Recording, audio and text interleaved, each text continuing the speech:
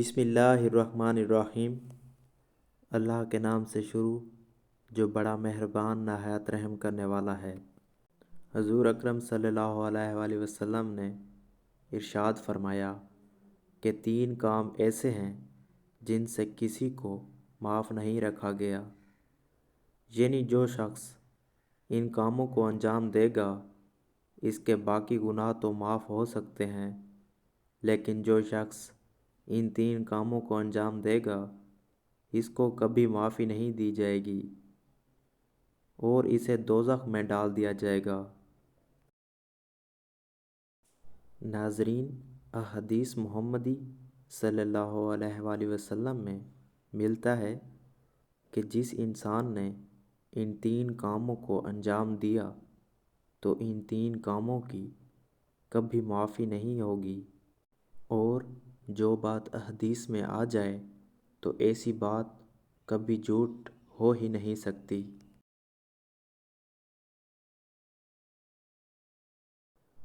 جو الفاظ نبی کریم صلی اللہ علیہ وآلہ وسلم کی زبان مبارک سے ایک بار ادا ہو جائیں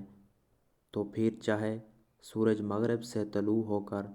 مشرق میں غروب ہی کیوں نہ ہو جائے تو وہ بات کبھی جھوٹ ہو ہی نہیں سکتی، بلکہ ایسی بات ہمیشہ سچ ہو کر رہتی ہے۔ تو نبی کریم صلی اللہ علیہ وآلہ وسلم نے اگر ارشاد فرما دیا ہے کہ ان 3 کاموں سے کسی بھی انسان کو معاف نہیں کیا جائے گا تو اس بات کا مطلب ہے کہ جو بھی انسان ان 3 کاموں کو انجام دے گا تو وہ بروز قیامت اپنے پروردگار کے سامنے ان 3 کاموں کا جواب دہ ہوگا۔ اگر آپ نے کبھی بھول کر بھی ان 3 کاموں میں سے کسی ایک کو بھی انجام دیا ہے تو فوراً اپنے پروردگار سے معافی مانگیں اور گڑ گڑائیں کہ اللہ مجھ سے انجانے میں بھول ہو گئی تھی، میں تجھ سے معافی مانگتا ہوں، اور یقیناً پروردگار عالم آپ کو اس گناہ کے لیے معاف ضرور کر دے گا۔ لیکن اس کے ساتھ ساتھ آپ کو اس انسان سے بھی معافی مانگنی ہوگی جس کے ساتھ آپ نے یہ گناہ کیا ہوگا، اور جب تک وہ انسان آپ کو معاف نہیں کرے گا تو اللہ تعالیٰ بھی آپ کو معاف نہیں کرے گا۔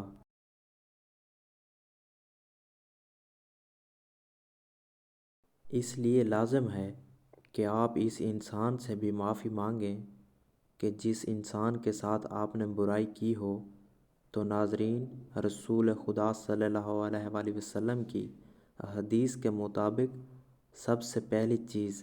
جس کی کوئی معافی نہیں ہے وہ ہے وعدہ پورا کرنا چاہیے، مسلمان کے ساتھ کیا گیا ہو یا پھر کافر کے ساتھ۔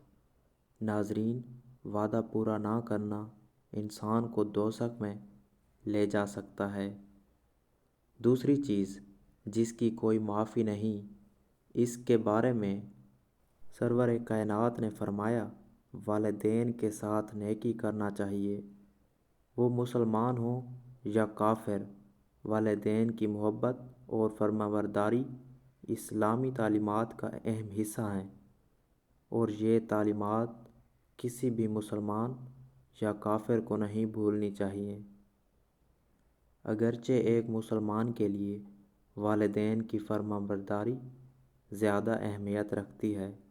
لیکن اسلام ہمیں سب کے ساتھ اچھے اخلاق سے پیش آنے کی تعلیم دیتا ہے۔ حضور نبی کریم صلی اللہ علیہ وآلہ وسلم نے فرمایا ہے وہ شخص جو اپنے ماں باپ کی خدمت کرتا ہے، گھر کا کام کرتا ہے، وہ جنت کے قریب ہوتا ہے۔ اس تیسرے کام کی جس کے بارے میں حضرت محمد مصطفیٰ صلی اللہ علیہ وآلہ وسلم نے ارشاد فرمایا ہے کہ جس سے کسی کو معاف نہیں رکھا گیا، امانت کی ادائیگی، چاہے امانت کسی مسلمان کی ہو یا پھر کافر کی۔ امانت کی ادائیگی پر اسلام نے بہت زیادہ زور دیا ہے۔ بحیثیت مسلمان ہم سب کا فرض بنتا ہے جب بھی کوئی انسان ہمارے پاس امانت رکھے چاہے وہ انسان مسلمان ہو یا کافر ہو، عیسائی ہو، ہندو ہو یا یہودی ہو، تو ہمارا فرض بنتا ہے کہ اس کی امانت کی حفاظت اپنی جان سے بھی بڑھ کر کریں اور اسے ویسے ہی وہ امانت لوٹائیں جس طرح اس نے ہمیں وہ دی تھی۔ اسلام میں امانت کی اہمیت کو بہترین طور پر سمجھایا گیا ہے۔ اللہ تعالیٰ فرماتے ہیں، ہم نے آسمانوں اور زمینوں پر پہاڑوں کے سامنے امانت پیش کی، پھر انہوں نے اس کے اٹھانے سے انکار کر دیا اور اس سے ڈر گئے،